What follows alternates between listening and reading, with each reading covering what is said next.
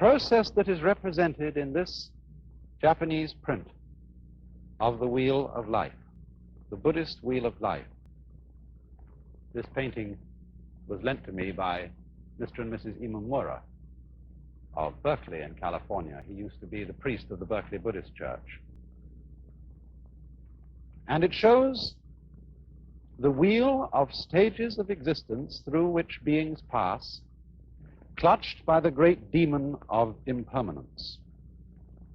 This is rather an unusual representation of the Wheel of Life. Perhaps some of you have seen these before.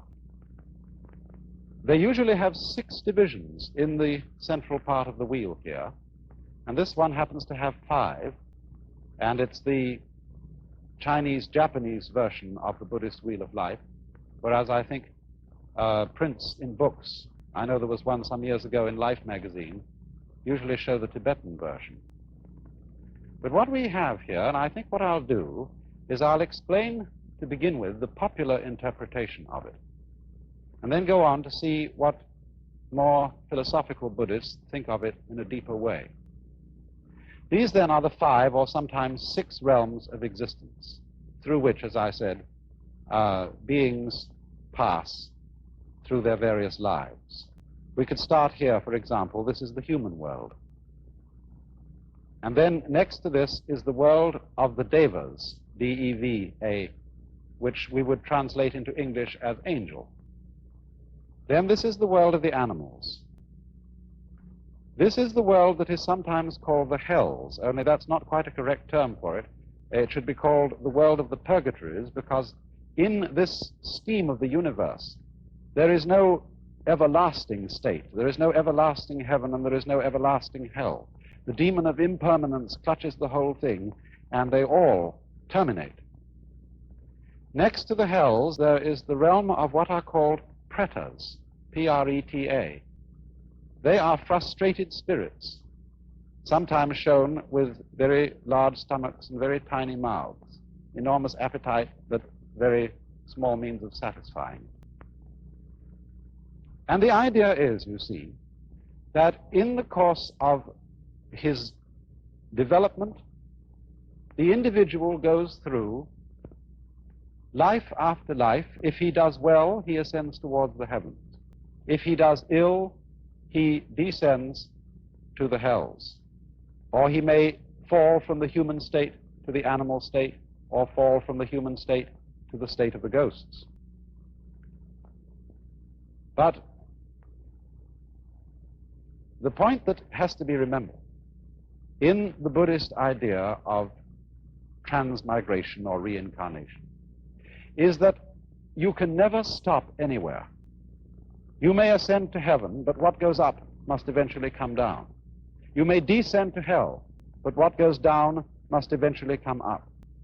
And so one goes on, moving through these various worlds until, in Buddhist ideas, you become sufficiently awakened to become a Buddha, one who is released from the wheel, and who does not fall anymore into the sequence of rebirths, but enters the eternal state of nirvana.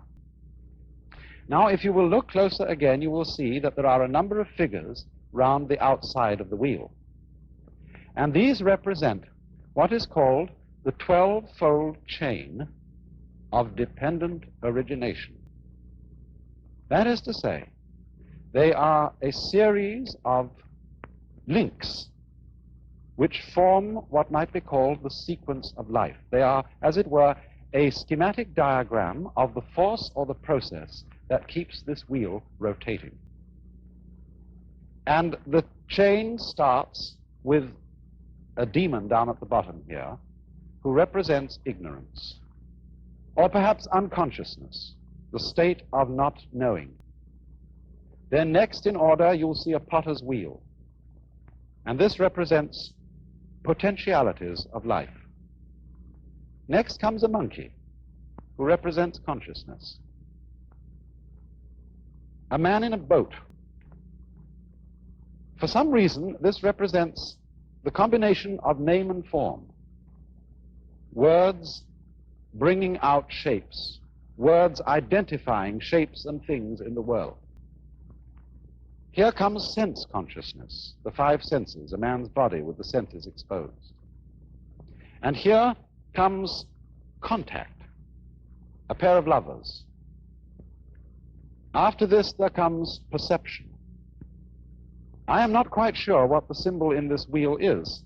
It seems to show a man with a sword behind a screen and two women playing in front of the screen. The usual symbol you find here for perception is a man with an arrow in his eye, showing the pain involved in the perception of the world. The next in the link is desire.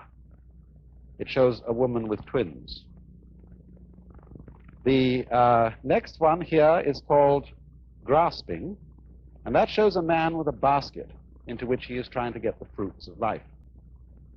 And then as we come over round the wheel, we get a figure which means growth. I think this is one of the gods of prosperity, but it means growth, the fullness of life. Here is birth, a woman in parturition. Here is old age. And then, although the final stage of the links of dependent origination, as they are usually drawn, shows this one as the last and calls it old age and death, in this particular wheel they've been spread out so that you get old age, grief. No, excuse me, this is sickness. Old age, sickness, death, grief, compassion, suffering, and again back into ignorance. Here's another figure of ignorance, the camel being led by a blind man. Now, what I want you to notice particularly about this is that the chain represents what is called in Sanskrit the process of karma. I'm going to write that word because it's very fundamental.